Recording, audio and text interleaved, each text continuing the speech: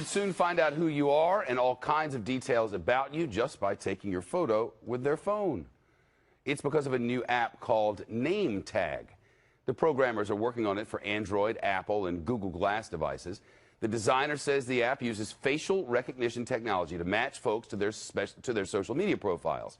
Anything that you or any of your friends has ever publicly posted would be accessible. So, for instance, you could be walking down the street or sitting in traffic, and somebody could take your picture and use this app to find out your name, bring up your Facebook photos, maybe your online dating profile, all without you ever knowing. It sounds like an invasion of privacy to a lot of people, but the designer says he thinks the software will actually make people safer because the app can also search criminal databases. In his words, give us a far better understanding of the people around us. I'm not really sure I want to know. Yeah. Mercedes Colwin is with us. She's a Fox News legal analyst. I was just thinking about the concept. I mean, I'm walking down the sidewalk here in New York City or sitting on the outbus in Oxford, Mississippi, and I just look over and I just take your picture. Yeah. And from that, I can then, it'll match up anything you've ever posted. So I might be able to find, for instance, your home address. Sure. And sometimes cell numbers. I mean, it is so incredibly scary. It used to be that Big Brother was watching. Now everyone's watching. It doesn't matter. If you've got some social media profile out there, they can access that information. So your picture, your address, who you're friends with.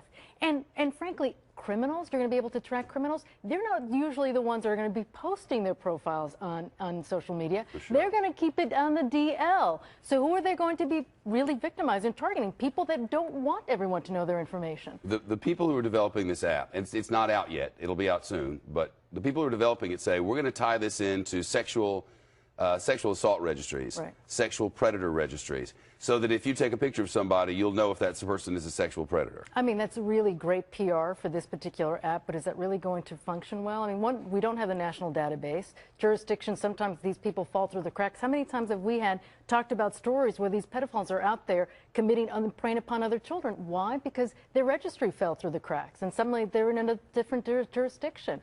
It's not that sophisticated. It hasn't gotten there yet. Let's take a couple of steps forward. Sure. There's going to come a time when Google Glass is available more widely. Sure. And if you were to combine Google Glass with this app, I'm wandering around. Does this mean that I could just look over at John there behind the camera, or at Harry here behind the camera, or over here, and I could just pull it up maybe right on the little window on the side? It's unbelievable. I mean, the technology that we have that's coming, it's already present, but really isn't being marketed out there is just unbelievable. And is there an invasion of privacy? Not really. I mean, that's one of the issues here that really rubs us all the wrong way. What do you mean that we don't have the privacy? What do you mean that our addresses and our pictures and anything we ever posted is now going to be in a public forum? Well, it used to be once your word is spoken, it's no longer yours to keep. Now it's whatever you post out there, whatever information's out there, it's all public. It's the same as if you'd spoken it. Now, exactly. The way to really you can